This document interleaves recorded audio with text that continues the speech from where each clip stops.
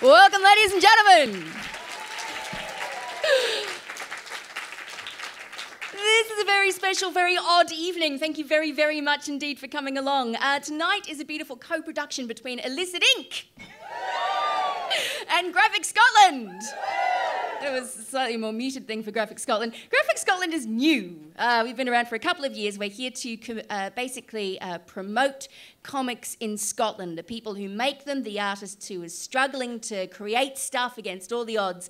And of course, this year we're also bringing the 9th Art Award to the Edinburgh International Book Festival. Thank you for this small cheer at the table there for the 9th Art people.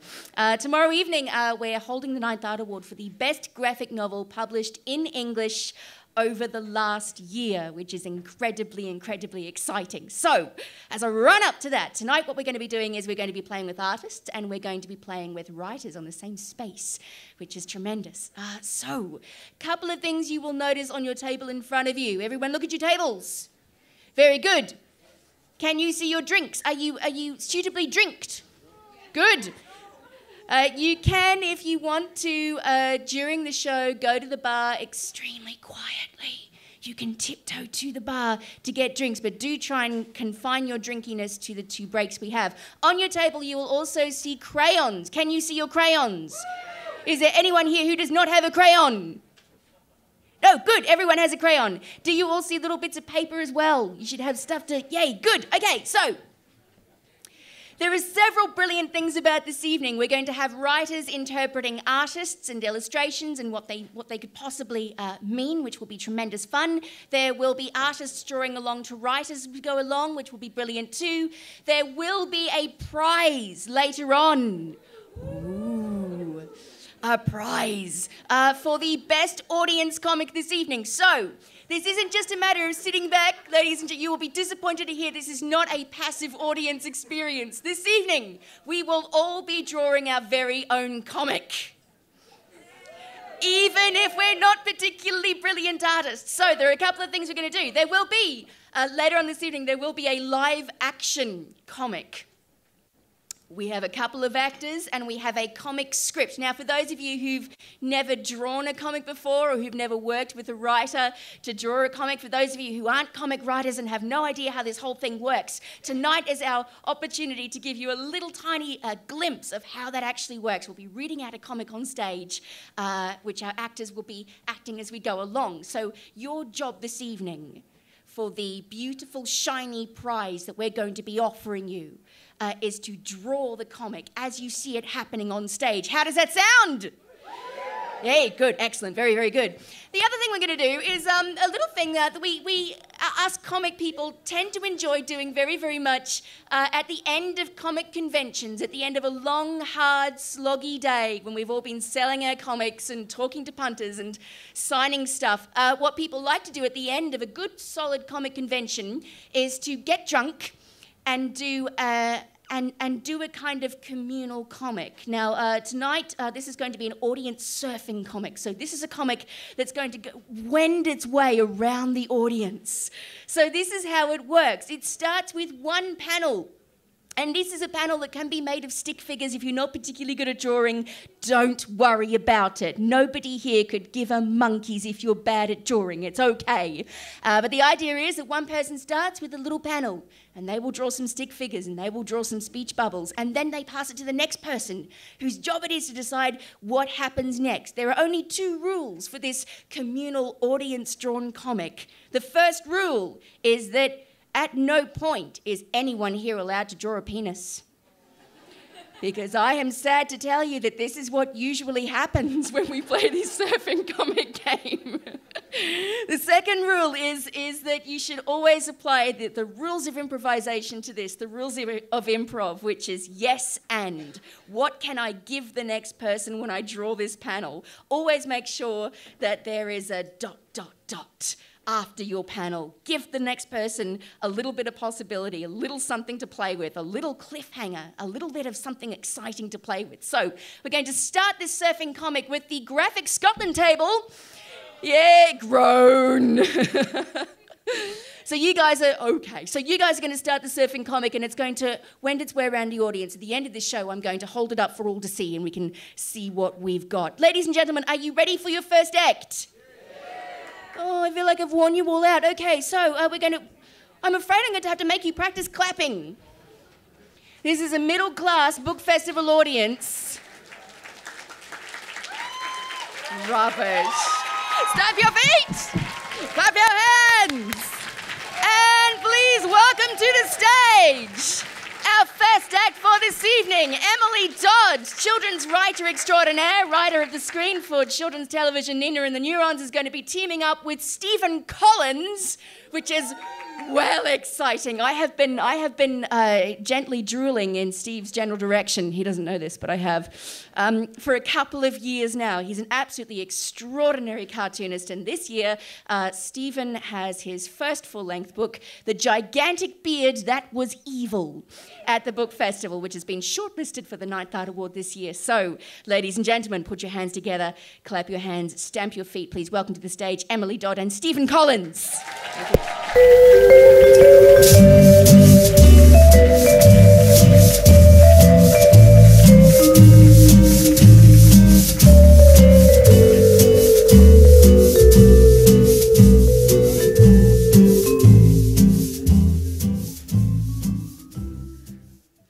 When I was 18, I had to choose between studying to become an artist or a scientist. People told me that I should do science because that was useful. Tonight, I'm going to be sharing part of a story that I've been writing for children, and it's about an otter that's an artist. But really, this story is about why art isn't just useful, it's essential. And I think that every child is born an artist, and I think you all have an inner artist and an inner child, so I'd like to invite all of your inner artists and inner childs to come out to play tonight. And are you up for some drawing? Yeah, oh, hurrah, that's good. Well, what we're going to do is a sort of collaborative. Obviously, Stephen is going to be supplying the amazing drawings from the back here, but it'd be wonderful to have some drawings coming throughout the story. So there's certain parts that need drawings, and they're really easy, so everyone can do it. So I'm going to ask this table here, and this table here, and this table here, and that table there, and that table there. Could you all draw a fish, please? Stephen will do an example on a bit of paper. And the important thing is your fish needs to be on both sides. Does that make sense? So that the fish can swim along that way and turn and swim that way. So put the tail at the same side on both sides of the paper. Does that make sense to everyone? So a fish, tail, and then if you turned it around, the eye would be here and here. Does that make sense? So a fish that can turn around, yeah? Okay. Now, in the middle here, so these kind of, that table, that table, that table, that table, please could you all draw a raindrop, and it needs to be on both sides as well. Does that make sense? A raindrop. Very easy again, okay? And then this arc going around the back here of the inner tables. Don't worry in the booths, you're not being missed out. But the arc of tables, could you draw some grass? And you're going to do a sort of Mexican grass wave in part of the story. So grass, just some lines on bits of paper. Yes? The man is looking confused over there. So just draw some lines on a bit of paper on both sides. Okay, in the booths, please could you draw some stars? Could you draw some stars on both sides? Thank you. Oh, that table are good. They're going for it. Okay, in the booths, draw stars. Thank you. Right, I'm just going to give you 20 seconds, so they don't have to be amazing drawings. It's not a competition, just a quick drawing for this story.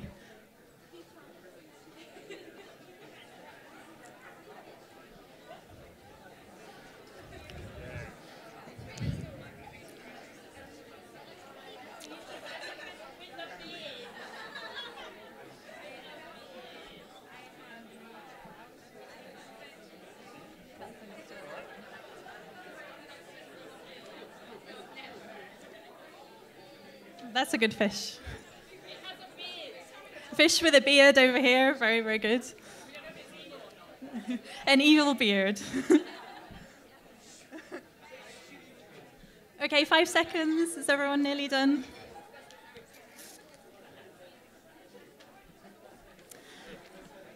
Okay, please put your pens down now. Sorry. I can still see loads of pens that are not down. Okay, and could the fish, hold up your fish, please. Could you all make your fish swim that way, right? And then they're going to go along, and then when I go like that, turn them around, and then they swim that way, okay? So we'll start again. Put your fish up, swim that way. Perfect, that's really good. Brilliant. Okay, put your fish down, and you'll need that in the story. I'll tell you when, but that was brilliant. Okay, the raindrops. Please, could you hold your raindrops up? Oh, they're lovely. Right, one looks like diamondy. It's beautiful. Right, the person, not the blue raindrop, but the one behind, a pink one. Yeah, you with the glasses. You are the lead raindrop, right? You go first, so you hold yours up. And you know, like when a raindrop plops into a puddle and then you get a sort of radial circle, yeah, that sort of moves out. So you're going to lift yours up, then the nearest people are then going to lift theirs up and down, and then the next lot. Does that make sense? So we'll try it, see if it works. So everyone put your raindrop down, lead raindrop man, go.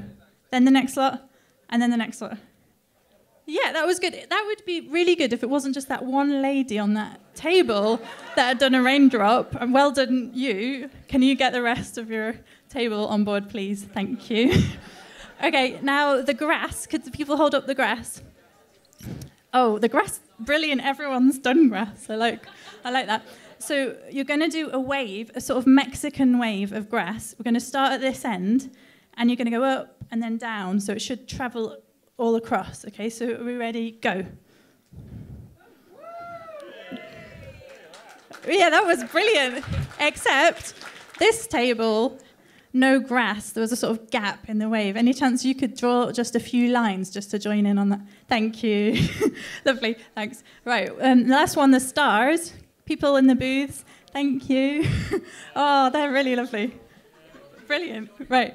And the stars, right, the otter, he sings to the stars and he hopes they might sing back. Obviously, they don't sing back, but could you be the sort of singing stars in his imagination? So you hold them up and do a sort of high note, like a star. Could everyone try that? Amazing. That was really good. Over here, though, I didn't hear any singing. Please, could we try it again? I heard a sort of, oh, but not a high note. So can everyone try again over there? Lovely. Very good. Okay, wonderful. That's all of us ready to start. Thank you so much for doing that. Okay. All right. If you know anything about otters, you'll know them to be explorers, or swimmers, or excellent hunters. But Bram was different. Bram was an artist. He noticed things. He noticed the way raindrops made perfect circular patterns as they dropped plop into the rock pools. Middle raindrop. Get ready. Next raindrop, next raindrop. Lovely. Okay, thank you, raindrops. Okay, just to give you a warning, grass, you're next.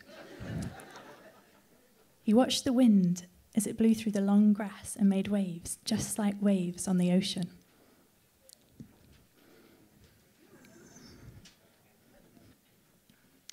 Bram loved the ocean. He loved that it was big and always moving. He loved the smell of it, and the sounds, and the way the water crept up the beach, wave by wave. When the water went back, he sometimes felt scared it might not come home again, but it always did. He loved swimming through the ocean, from the dark cold below to the warm light above. He loved that he was part of it, and he could feel it change.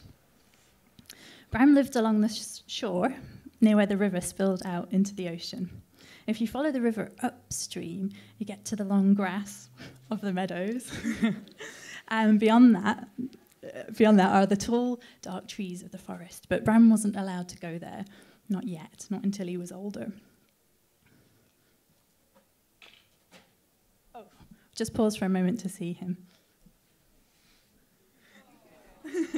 He looks lovely. Okay. Bram loved to create. He collected shells in his claws, and he dragged seaweed along in his mouth. He hated the taste of it, but it was worth it. He'd lay the pieces together, nudging them with his nose, this way and that, bit by bit, until they were just the way he wanted them to be.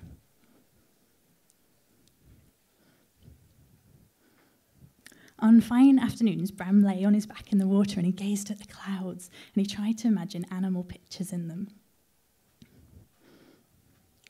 On dark, clear nights, he sang to the stars and he hoped that they might sing back. Thank you. That's silly, said his older brother Rum. They're far too far away to hear you. Rum heard that from an owl, and everyone knows owls are wise, so you can repeat what they say and feel a little superior. Rum felt superior. Bram's older brother was Rum, and his mother was called Muck. Muck means mother to otters. And his family name was Dobram, Doe even, so he was Dobram, that was his full name. Come on, Dobram, shouted Muck. You or I wouldn't know it to be a shout, because when otters shout, they whistle. But if you were an otter called Bram, you'd know when a whistle was your name being shouted. I've got some lovely animals in the clouds. Fish. It's a fish. Beautiful. That leads us on to the next bit. When Muck first taught the boys to fish, Bram, the fish are getting ready here. This is good. You are about to come up. Bram was so fascinated by the shimmering shoal of fish that he missed half of what Muck was saying. He was wondering how the shoal was able to turn so quickly from one way to the other, with every fish perfectly in time with all the rest.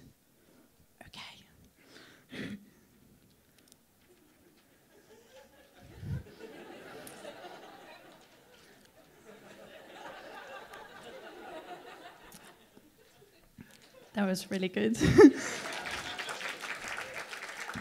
I can say this next line and mean it. Not one fish was facing the wrong way or left behind. Unlike Bram, he was always left behind. They thought he was slow to learn, or were still just plain lazy. It was quite the opposite. Every smell and sound and sight was being pieced together by Bram, just like a giant jigsaw. He couldn't help but think that he was part of something bigger and more beautiful than anyone could imagine. Unbound at the Edinburgh Book Festival.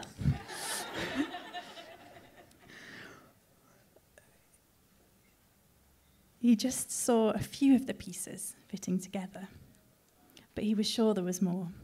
He tried to tell Rum about it, and Rum told him he was silly. So Bram kept quiet about his thoughts, and Rum hoped his brother would soon grow out of shell pictures and cloud gazing. He wanted a real otter for a brother. When visiting birds came to the shore, they often flew down to see what Bram was up to. What's that?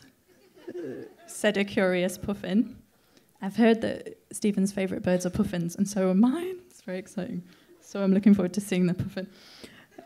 And they do make the voice, they make a noise like an old creaky door, kind of like, "Arr, arr." So that was actually me trying to do a puffin speaking. I didn't think anyone was very impressed, but it was realistic. It was, oh, thanks. It was realistic. Anyway, what's that? Said a curious puffin.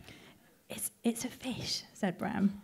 I'm making it out of seaweed and footsteps. And he stepped in the sand to show the puffin. But why? Said the puffin. Bram paused for a moment, and he said, because I'm an artist. Oh, I see, said the puffin, and he flew off. The easiest answer to give to grown birds was, because I'm an artist. Grown birds don't like to appear stupid, and they're too proud to ask and reveal they don't know something. When Bram answered a young bird who asked him why, he smiled and he said, "Because it's fun." And they looked excited and he hoped they might join in, but they never did. All young birds knew they were not to play with otters.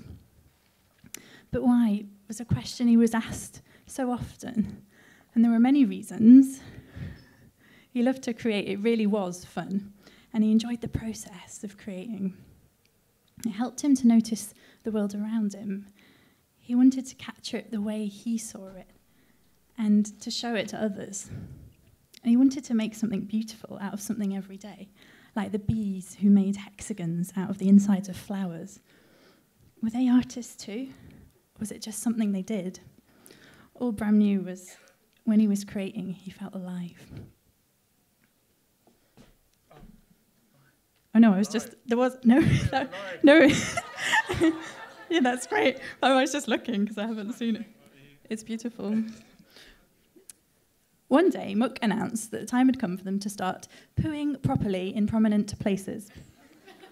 That's what grown-up otters do, and just so you know, we call their poos spraints.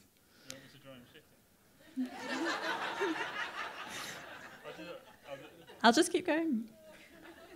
It's good. That's a good one. Rum and Bram were ready for such a step. We're excited to be ready for such a step. Muck began the lesson by showing them to look out for rocks or tufts of grass, somewhere high up with a little platform so you can properly place your poo on top and everyone will see it and know that you've been there. Then it came to the practical demonstration. Bram and Rum giggled. Next it was their turn. The brothers both set off, eager to find the best platform for their spraints.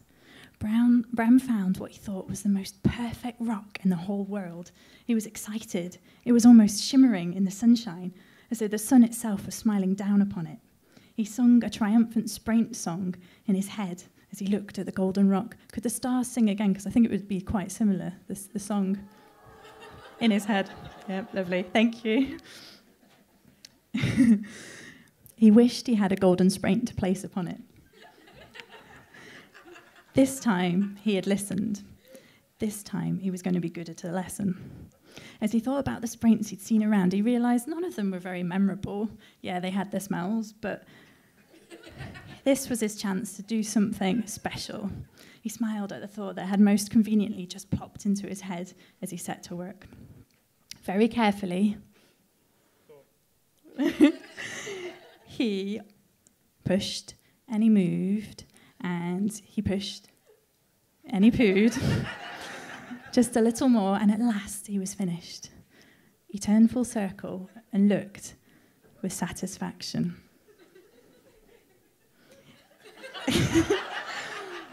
It was a perfect pyramid poo. On the rock? Yeah, on the rock. He stood back and admired it some more. He couldn't wait for his family to see it. He heard Muck calling and he scampered off to see her. They viewed Rum's spraint first. He was the oldest, and so he always demanded he went first. But this time, Bram didn't mind. Save the best spraint till last, he thought to himself. Rum's spraint was on a good tuft of grass. It smelt good and it could be seen from a distance. Muck was pleased, but she reminded him, crouching makes you vulnerable. You need to choose a spot where you can see in all directions. Bram couldn't help but think that his spraint was better placed than Rum's. And his spraint was a perfect pyramid. He smelt it first. When he saw it, Bram smiled and he looked at Muck, expecting congratulations. His mother halted. Perhaps she was amazed. "What's that?" said Rum, and he ran ahead to take a closer look. He started laughing. Muck turned to Bram and asked, "Do Bram, is this some sort of joke?" His eyes were hot and he was determined not to cry. "No, Muck," he said earnestly. You said the poo should be somewhere everyone could see it, and I thought I should make it stand out. I thought, enough, said his mother. Today you have brought shame on your family and on every otter. No otter has ever pooed in a pyramid before. Bram couldn't help but smile at the recognition of the achievement. It wasn't the right time to smile. Do you think this is funny? Said Muck. Do you think I'm teaching you these things for my own amusement? No, Bram. It's to teach you to grow up. You're an otter, not an artist. Now start acting like one. You want me to write all that? She turned and marched off. Rum was still laughing as he ran past. Pyramid poo, he shouted. Bram lowered his head in shame. He walked back to the sprain and stamped on it. Okay, I'll do another leg. Stupid pyramid poo, he shouted, and he dived into the water so no one could see his tears.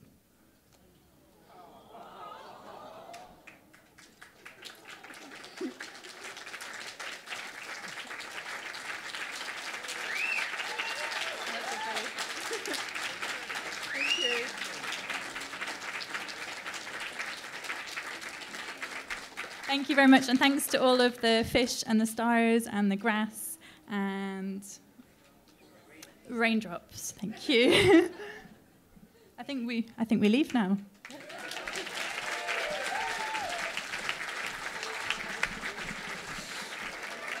That was Emily Dodd and Stephen Collins, ladies and gentlemen. Did you enjoy that?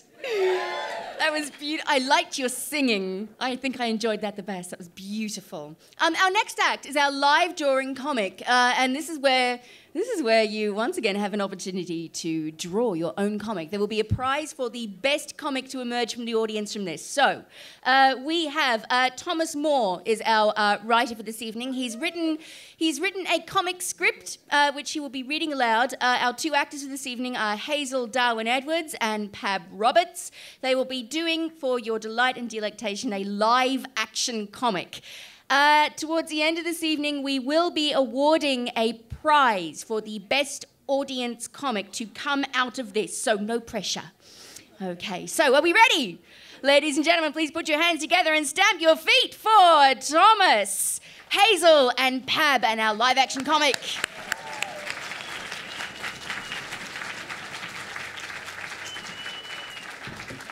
Hello.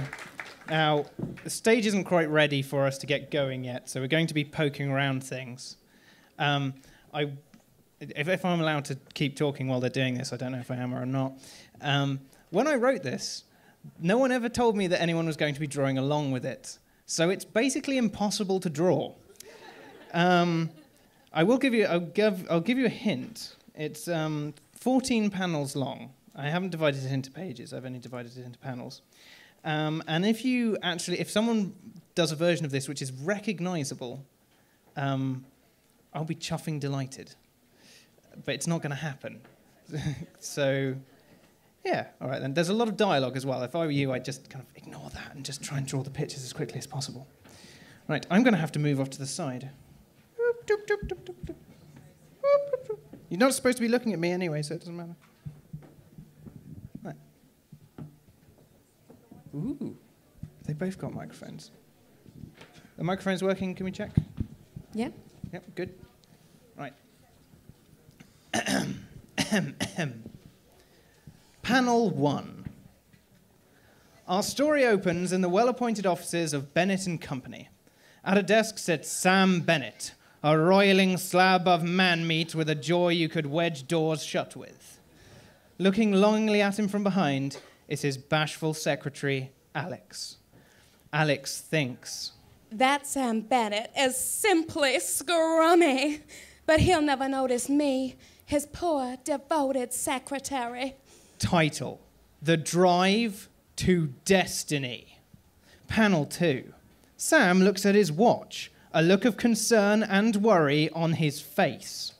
Alex holds her finger in the air, as if she's just had an idea. Sam says, "Curses.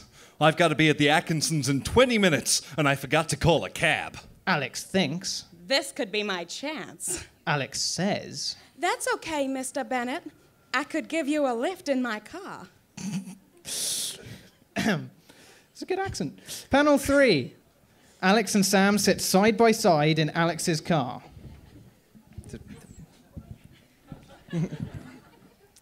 Sam is looking at Alex like he's never seen her before.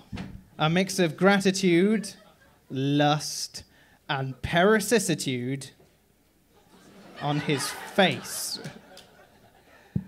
Alex is looking at the road ahead, trying to contain the multitudes of bubbling emotions within her.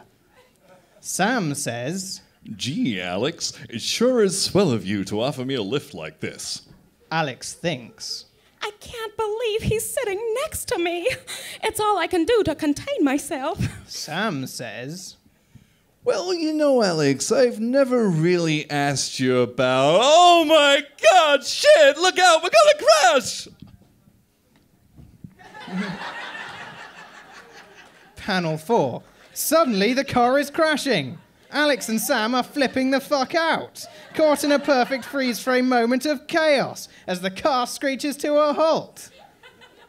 Panel 5.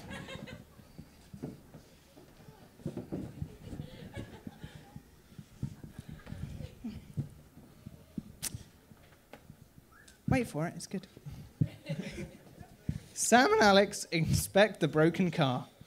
Sam is bending down to check under the hood of the car, Alex watching from behind. It is raining. Heavily.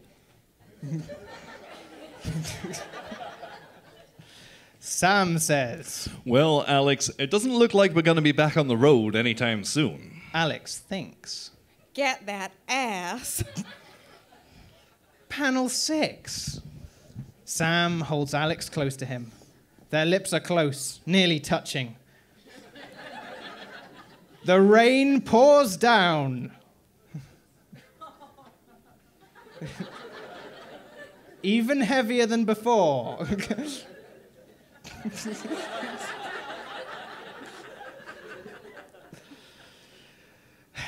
Sam says, Well, Alex, I'm gonna have to go for help.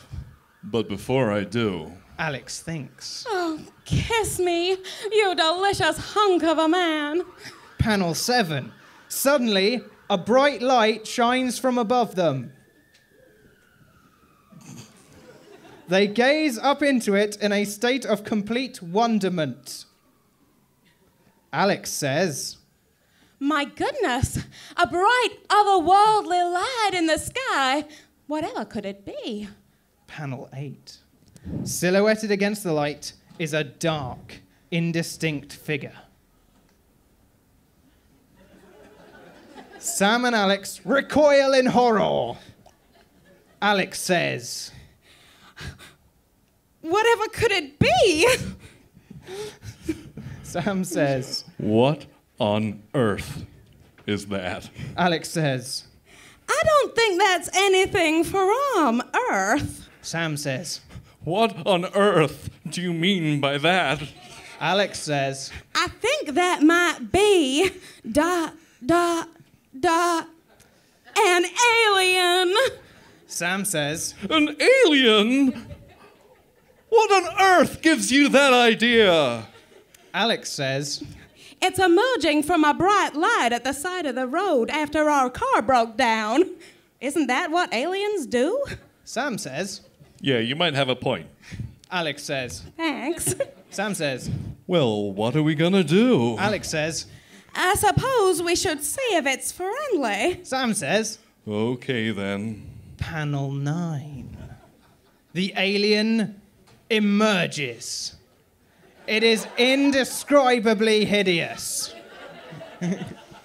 Sam takes a hesitant step towards it, his whole body pulling at him to stay away. Alex has a hand over her mouth in a ladylike fashion. Sam says, Greetings, O extraterrestrial visitor from far off shores. I am Sam Bennett of Earth. And this is my fiancée, Alex. Alex thinks. Get in. Sam says, Now, what can we do for you? Oh my God! It's on my face! Panel 10.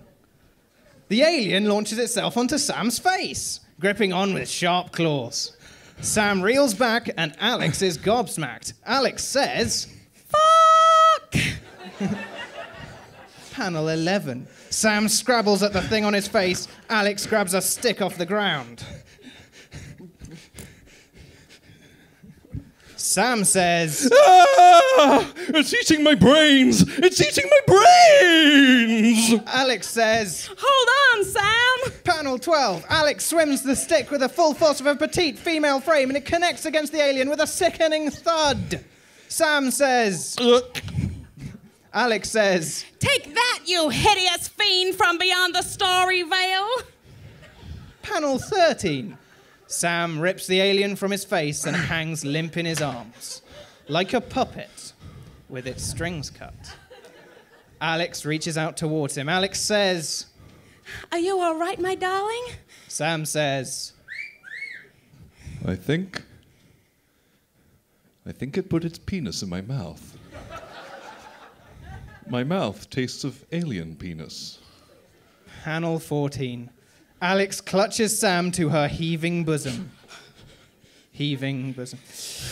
Alex says, It's okay, my darling. I'm here now, and no more unholy Sidonian beasts can take you from me. Sam says, Alex, you've been so kind and wonderful.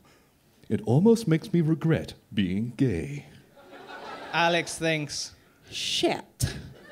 the end.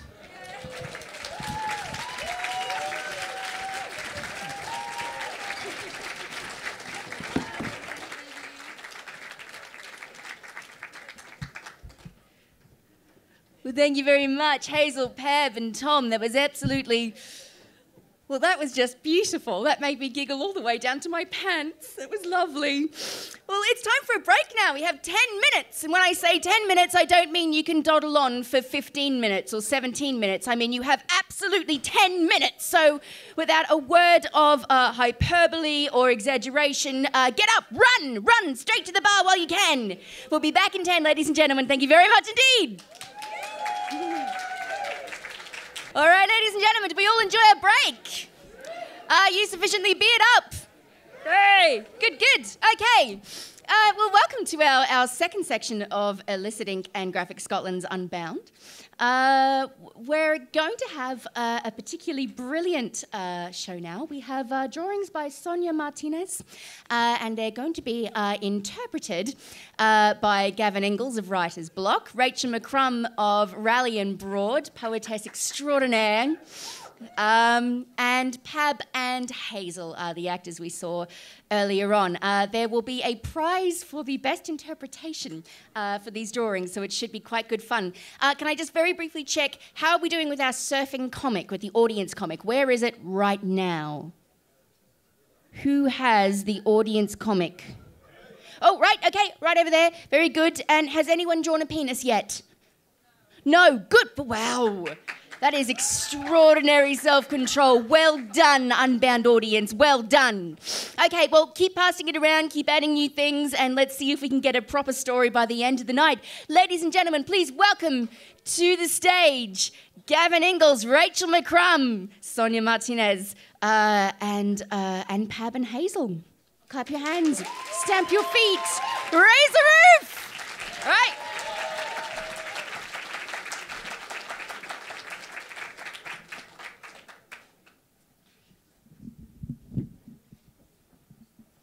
Would any of you guys like to go first?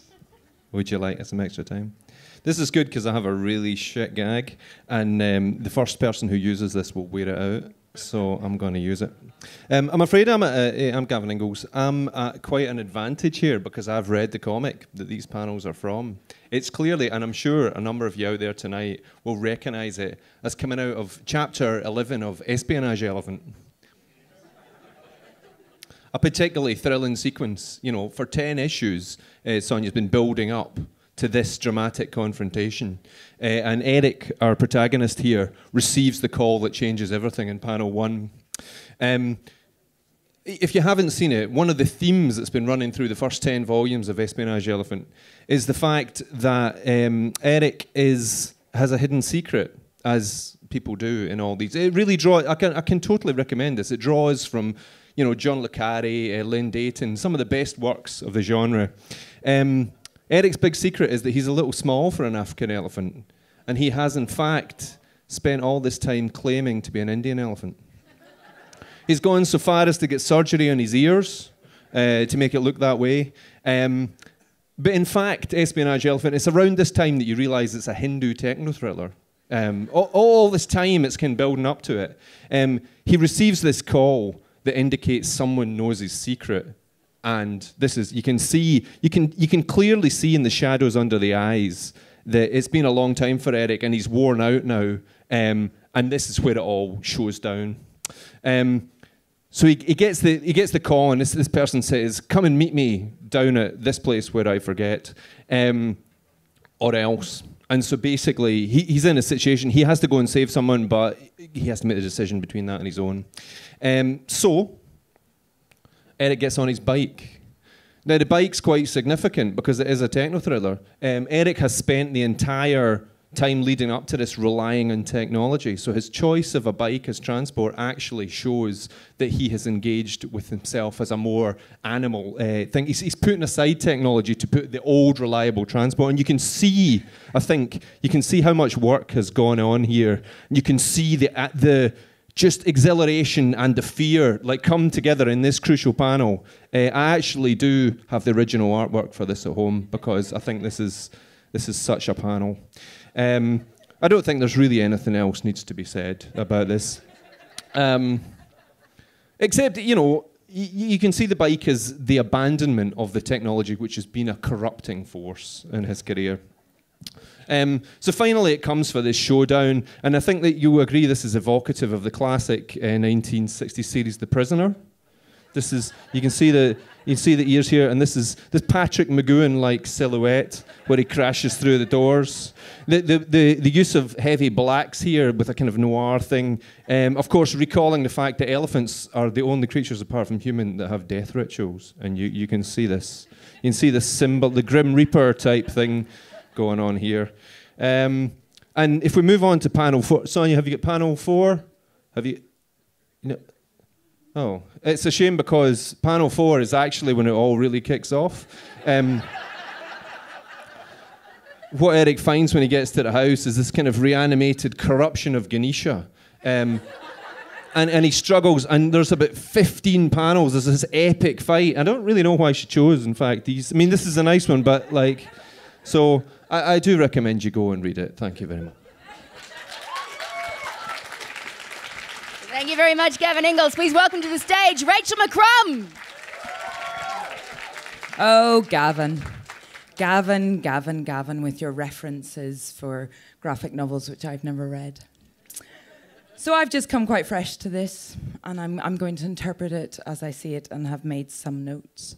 I think this is a personal tale of great ambition and final glory, and we all love a movie about sports. Do we not? So here we have Elephant Gregory. I'm going to call him Gregory. Greggy, which his mum calls him, which he doesn't like very much. We could occasionally call him Greg, but Gregory. And Gregory has a dream. He has a dream to be a bicycle courier. And that's difficult when you're heavy. Bicycle couriership is for animals like weasels. They're very successful bicycle couriers. Occasionally rabbits. Small, lithe animals, not great galumphing creatures. But Gregory's registered on the freelance bicycle courier network for Edinburgh. That exists. It would have had a snappier title if I'd thought of one sooner. And sooner or later, a call comes through, and everyone else has put their phone to answer phone. They're screening their calls. It's going to Holyrood. Gregory gets the call, and he panics. He's been training a bit, but he doesn't have a fixie bike. He's got a shit thing that he bought somewhere down Morningside from a student who probably nicked it when the festival was over and some actor had left it against a shelf. But he's determined. Gregory really wants to be a courier. He wants that speed. He wants that sexiness. You know, you can walk into an office wearing lycra. It's cool. So he panics. But can you just see, can everyone just see the gleam of conviction just here? It's not in the bag of panic. It's just here. I can take that package to Holyrood. I can. And he gets on his shit bike. It's pink. There was a basket, but he took it off. There's 3 gears, and you have to turn them by the handle, and it's sort of one of those white old ones, which is a bit worn, so occasionally it slips, which is great if you're going downhill. But he's going uphill here. Actually, he's on the cusp. Oh, no. This is it. This is the glee in his eyes. Look at it. Can you see the excitement? He's just struggled uphill, and he knows he gets to freewheel all the way down.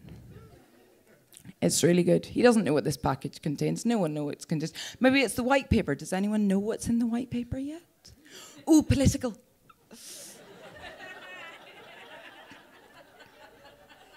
And this is Gregory at the doorway to Holyrood. He's about to get stopped by a lot of security saying, mate, you don't look good in lycra. And your bicycle's just been nicked. But you're here. You've made it. You're a courier.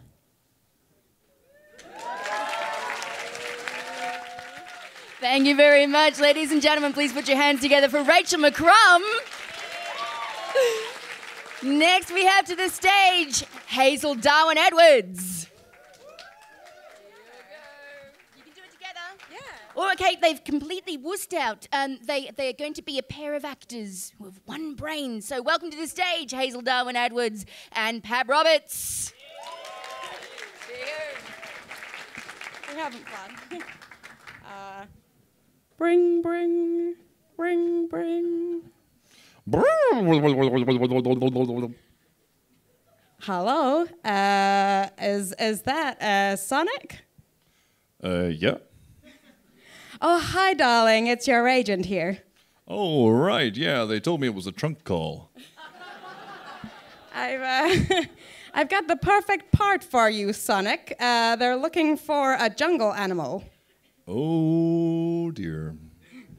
Can you get there super quick? Yeah, I suppose so.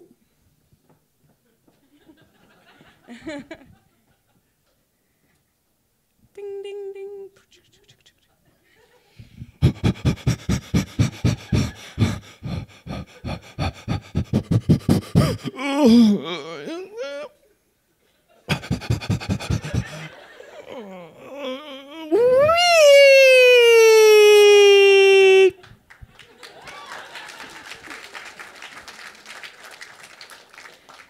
Next. You called? Hello, yeah, we're looking for a lion. There must be some mistake here. Oh, okay. Well, I could do lions. Sure, I suppose. How do you want me to do it? Okay, well, we're very busy, so just go ahead. Okay, well, here I am, looking at you intent. You know it's a musical. Perhaps you could start me off with the rhythm section. Ba-dum-bum-ch, ba-dum-bum-ch. There's a dark surrender upon the great outdoors, when the heat of a rolling light just can't be ignored.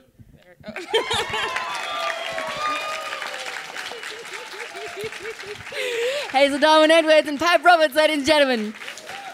Well, now we have the moment of truth. Sonia, do you have a favourite? Could you come here, please? Do you have a favourite? Was your favourite Gavin Ingalls? Was your favourite Rachel McCrum? Or was your favourite Hazel Darwin Edwards and Pab Roberts? What do you think? Well, my original idea with these pictures was that I thought, what's funnier than an elephant on the telephone? An elephant on the bicycle and then something else. So the fact that you guys made something out of that is just amazing. I was very nervous that there wouldn't be anything.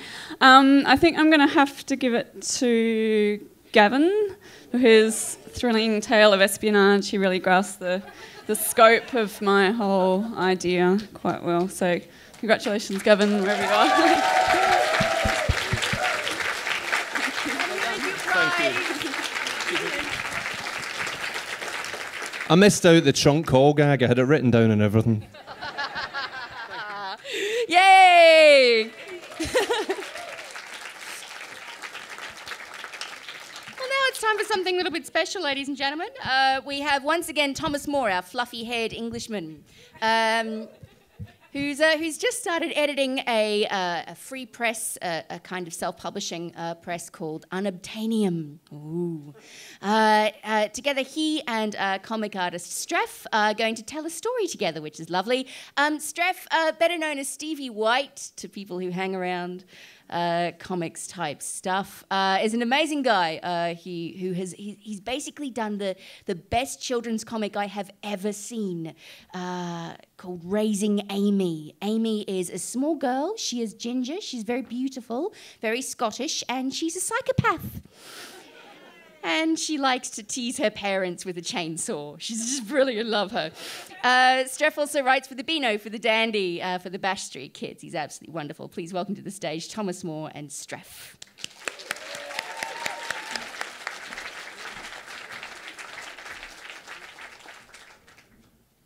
Hello again. Right, they're just doing that at the moment. Okay, right.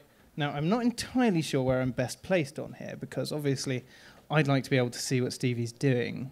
And I don't want to get in anyone's way. Can everyone see Stevie's board from where I am?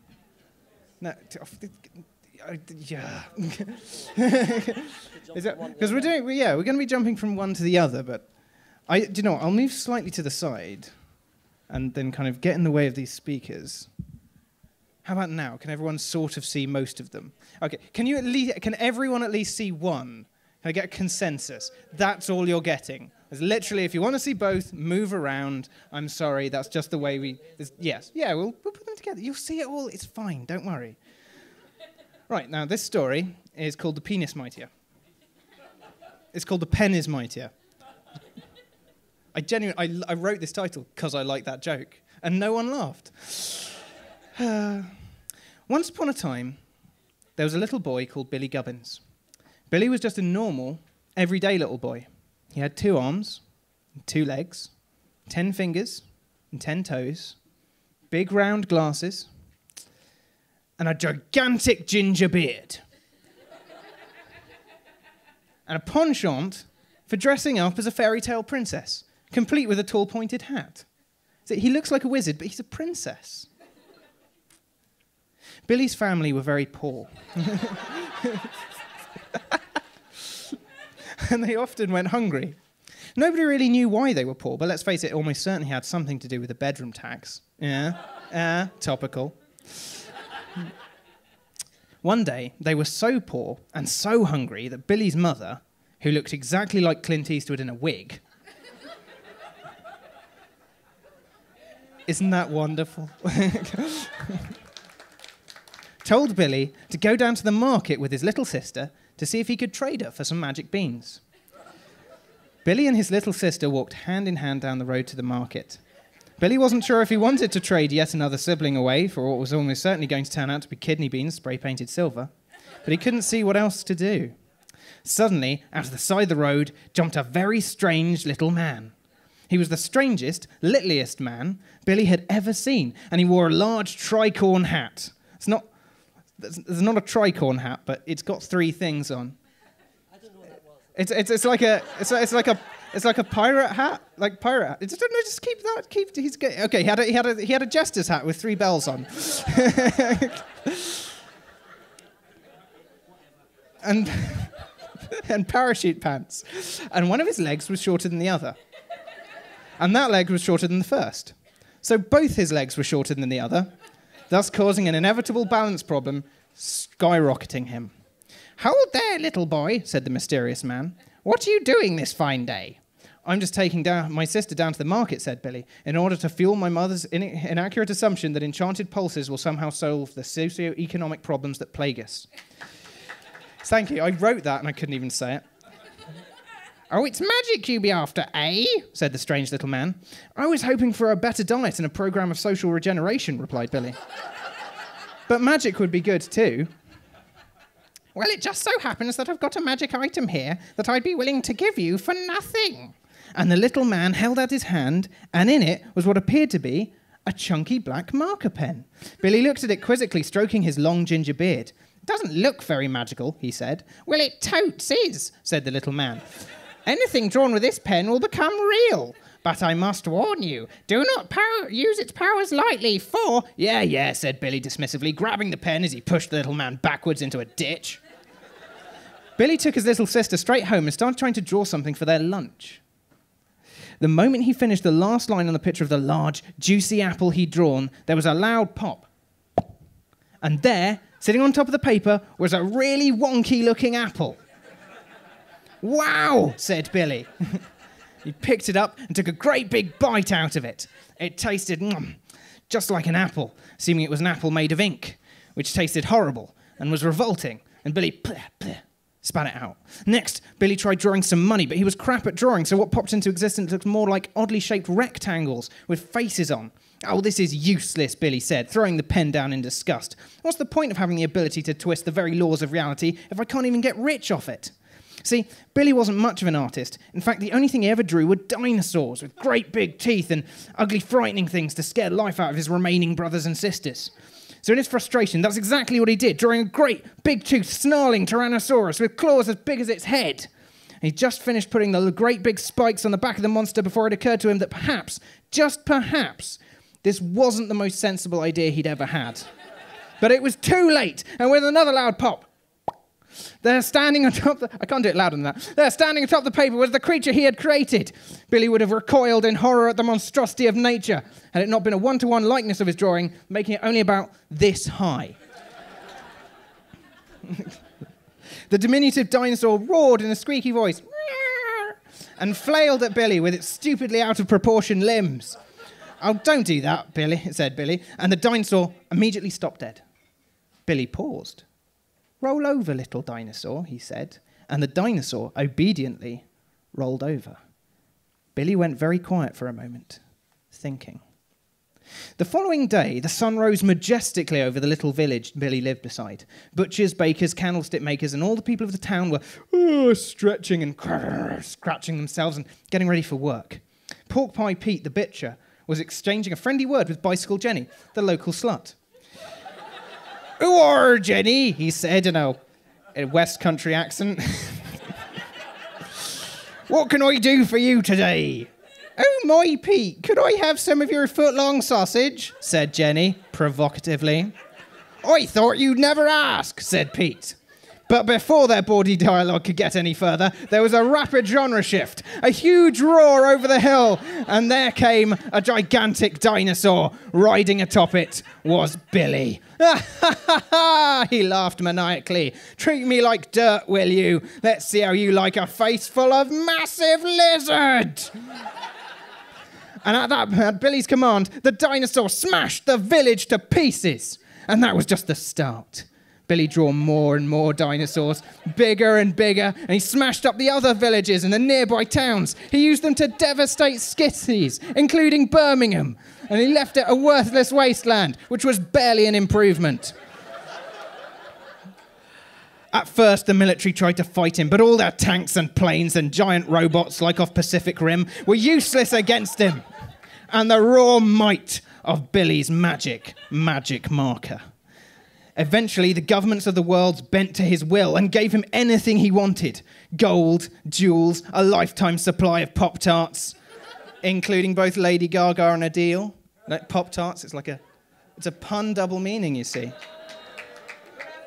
Yeah. And then one day, Billy was relaxing in his gigantic mountain in his mansion at the top of Mount Rushmore, which he'd had remodeled into 4 giant images of his own bearded face, and was now known as Mount Billy Billy Billy Billy. when he received a visitor. It was the strange little man who'd given Billy the pen in the first place. "What do you want?" said Billy, spreading foie gras and caviar all down his Mighty Mouse pyjamas. "You silly little fool," said the strange man. His real name was Ken. I didn't give that extremely powerful, reality-bending tool of near limitless power to an 8-year-old boy with a severely troubled background so you could abuse its power." "Why did you give it to me?" asked Billy. "I was trying to teach you a lesson about self-actualization and wish fulfillment," said the little man, smugly. "Anyway, you never let me finish. I've got something very important to tell you about how the pen works. You see, you can't let it..." But by this point, Billy had stopped listening. So he just ordered one of the dinosaurs to bite the little man in half.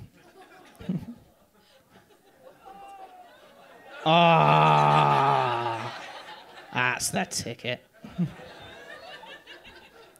Just then, there was a terrific sound outside, as if hundreds of voices were shouting out. Actually, can we have just kind of general roar noise? Beautiful.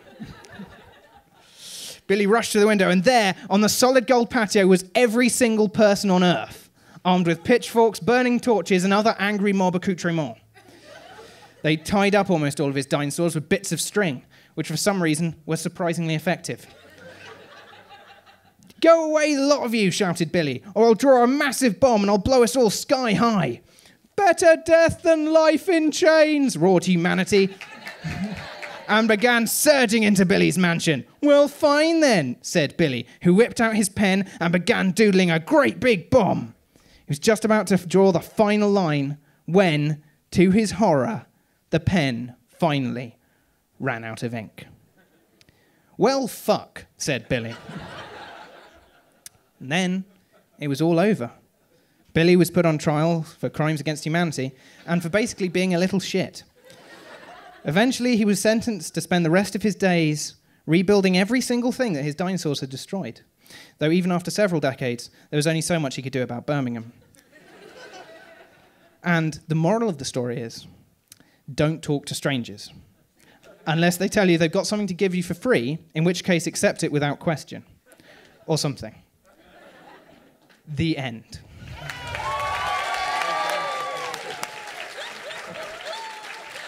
Thomas More and Stevie White, otherwise known as Troupe, ladies and gentlemen. Well, finally, last but not least, we only have flipping Paul Cornell and Emma Vieceli. Ladies and gentlemen, are you ready for your third and final act? Some of you might have noticed that was not 5 minutes. That was yes, that was my fault. Sorry about that.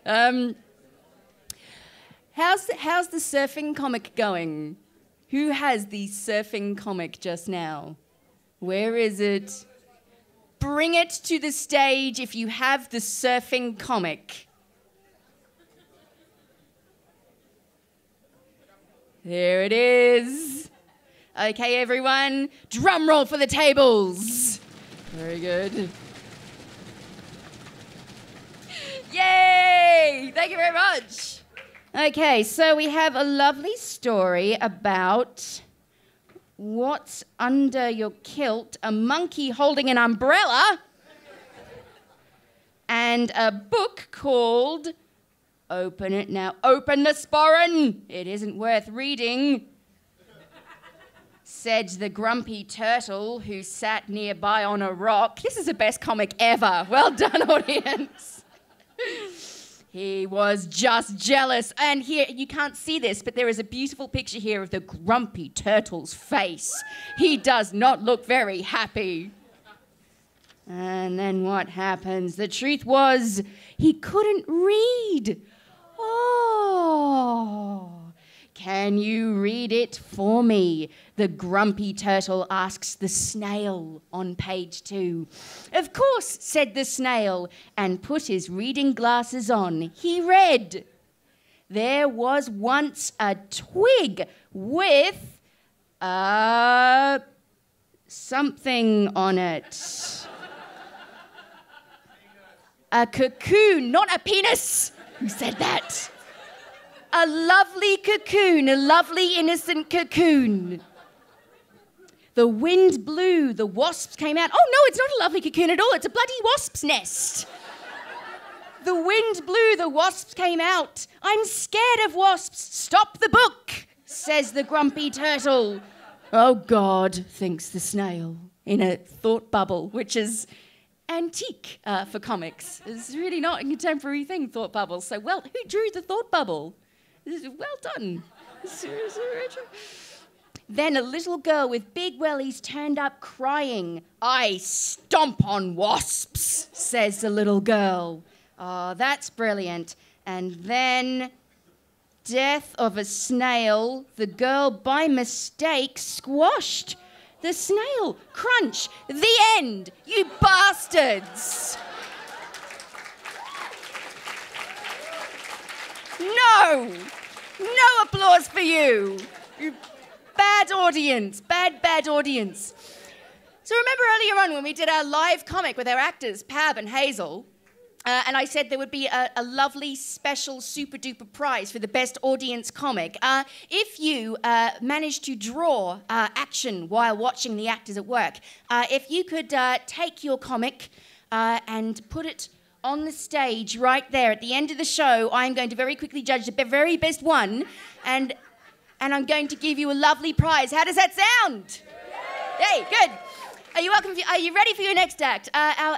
Your next act is Only Flipping Emma Vieceli, who I have loved from afar for an awfully, awfully long time. And Paul Cornell, the science fiction writer who writes science fiction, fantasy, telly, he writes for Doctor Who. He's been Hugo nominated for pretty much every single thing he's ever done because he's just that flipping marvellous. Welcome to the stage, Emma Vieceli and Paul Cornell, ladies and gentlemen.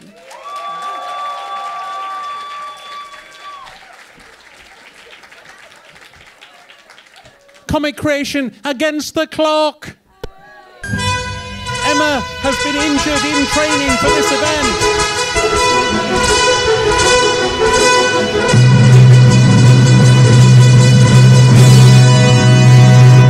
She doesn't know what I'm going to read out. Okay. We're going to do 7 days in the life of a UK comic creator. Day 1. I think the deadline is a little bit off in terms of time. I'm not quite sure when it is, I haven't looked it up yet, but I think it's quite a long way off. Let's just do some sketches today and some warm-ups in a really relaxed way. I think that's a representation of a UK comic creator, perhaps a particular one. I'm not sure. There's a coffee mug there. She also had a severe caffeine-related injury as well. She's got a bandage on too. So that's a nice relaxed picture. That's our day 1. Emma herself at home in a state of repose. So that's day 1. Shall we go to day 2? Oh my God, I've looked up the deadline. I realise I've got no time and I drew 30 pages. Now, a certain amount of more energy will enter the drawing at this point. Let me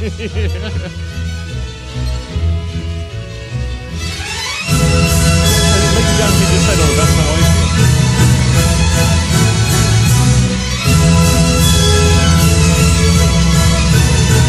The chair.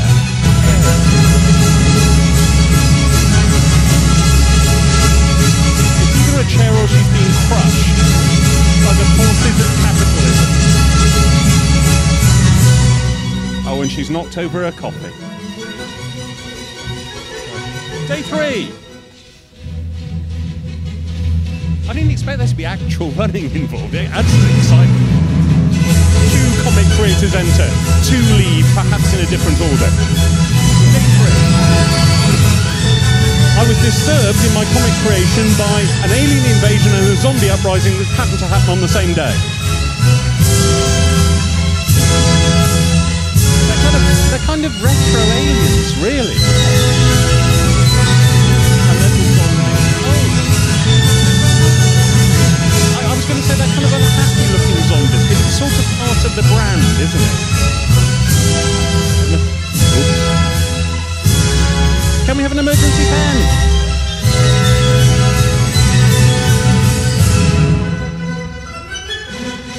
they're yelling brains. That's really good. Excellent. Add something to it.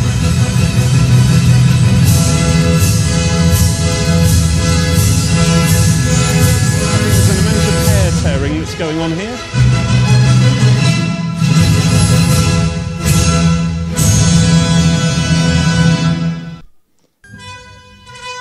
Okay. Day 4.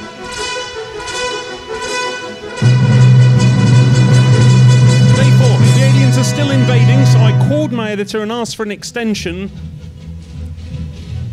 but she said no. So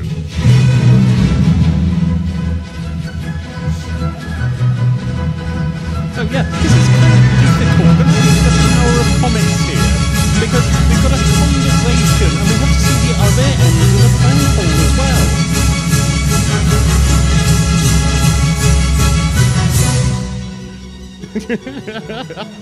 So which is the editor and which is the comicer?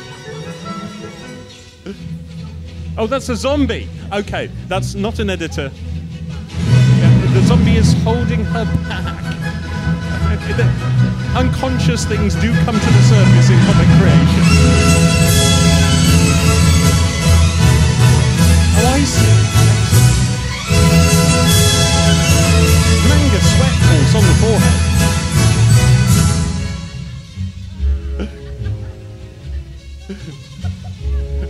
Aliens, yeah, the aliens are still going, yeah.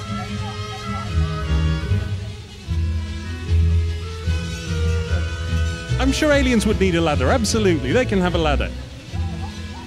The coffee's off the table now, absolutely.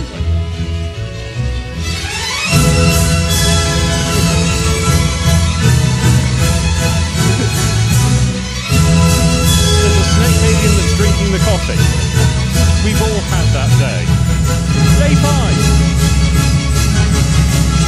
So I joined the fight against the aliens and the zombies.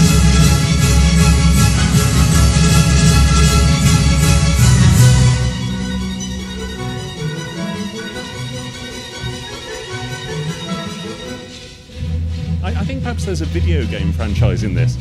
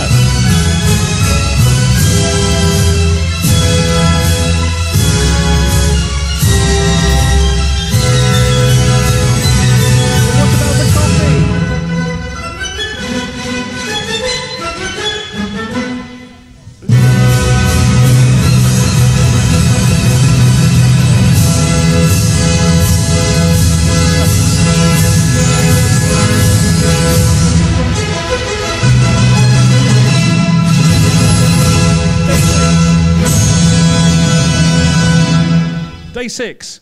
The aliens and the zombies have...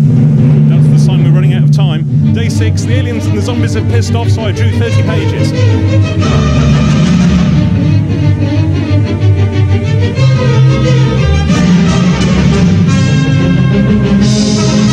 do hope this doesn't injure her further. Now, Emma's injury here is real, horribly. This is the first time she's drawn anything for 5 weeks, is it? 5 weeks. So, yeah. So if there's a sudden pinging noise and a scream of agony, you'll know what that is.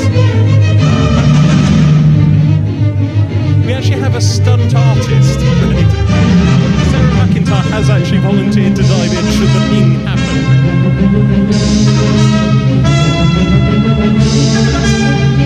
Well, the coffee is so secure, yeah, absolutely.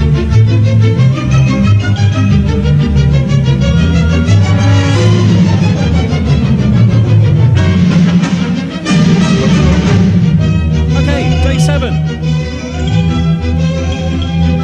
I turned in the finished work just before midnight. Oh my aching hand, ow, ow, ow. I wonder if there are any other commissions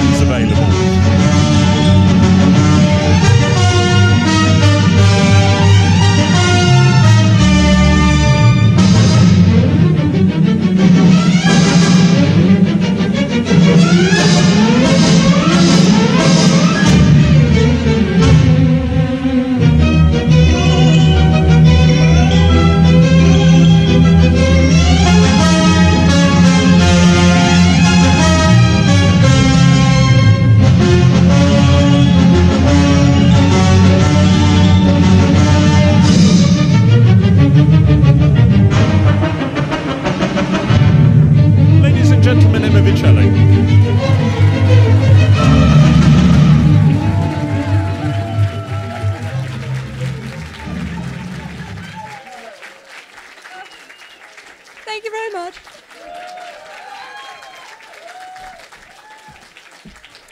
Emma Vieceli and Paul Cornell, ladies and gentlemen. This is pretty much the end. Oh, I know.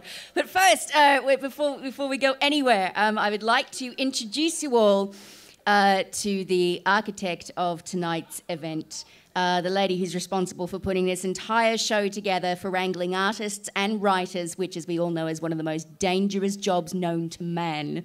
Barbara Melville, ladies and gentlemen. None of tonight would be possible if it wasn't for Babs.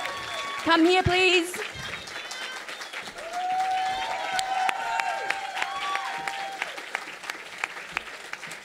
Not going to be mean enough to make her speak, but I am going to enlist Babs's help in judging some of the audience comics. So, Babs, if you could pick up that stack just there, my loveliest. Bend over, Babs.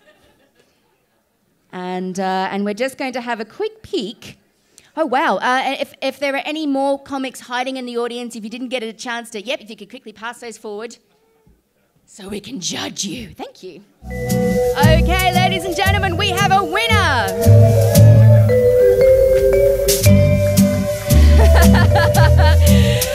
Could the author of this please come up onto the stage?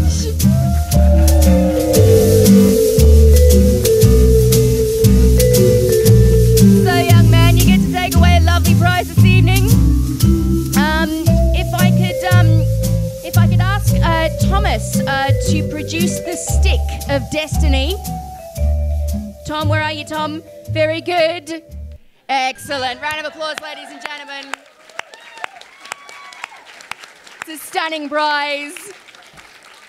Well, thank you very much for coming. Every single thing you've seen drawn here tonight has been completely off the cuff, improvised, just brilliant stuff. And if you would like to take one of these away with you as a souvenir, you can. So approach any of the production team. We're sort of lurking in the corner with all the beer and the sweat of our endeavours coursing down our faces. So come and grab us. Come and grab an illustration if you fancy it. But otherwise, you were a beautiful, beautiful audience. Thank you very, very much for coming.